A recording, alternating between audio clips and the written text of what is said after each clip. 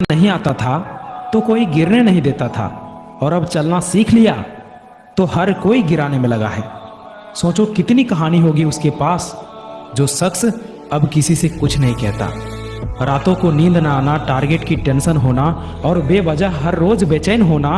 अगर ऐसी स्थिति से तुम गुजर रहे हो, तुम्हारे अंदर ऐसा लक्षण दिख रहा है, तो समझ लो तुम इतिहास रचने वाले हो।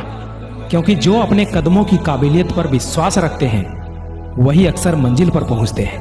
अगर आप कुछ ऐसा पाना चाहते हो जो आपने पहले कभी नहीं पाया, तो आपको कुछ ऐसा करना होगा जो आपने पहले कभी नहीं किया। तुम अपने घर की स्थिति में परिवर्तन के लिए चुने गए हो। जीवन आसान नहीं होगा मेरे भाई।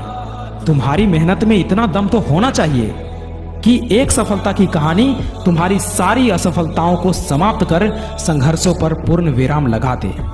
देर से बनो, लेकिन कुछ बनो जरूर, क्योंकि वक्त के साथ लोग खैरियत नहीं, हैसियत पूछते हैं। इसलिए जीवन में जो भी करो पूर्ण समर्पण के साथ करो। उदय किसी का भी अचानक नहीं हुआ मेरे भाई। सूर्य भी धीरे धीरे निकलता है और ऊपर उठता है।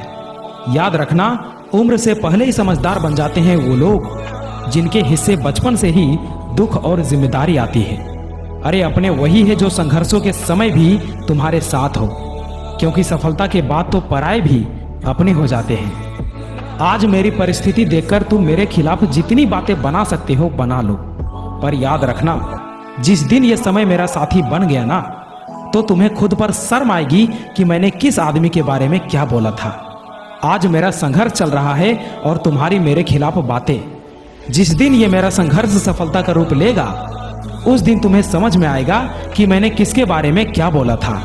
अगर कोई अकेला है तो इसका मतलब ये नहीं कि उसे कोई पसंद नहीं करता, बल्कि वो अकेला इसलिए है क्योंकि उसने दुनिया की औकात जान ली है।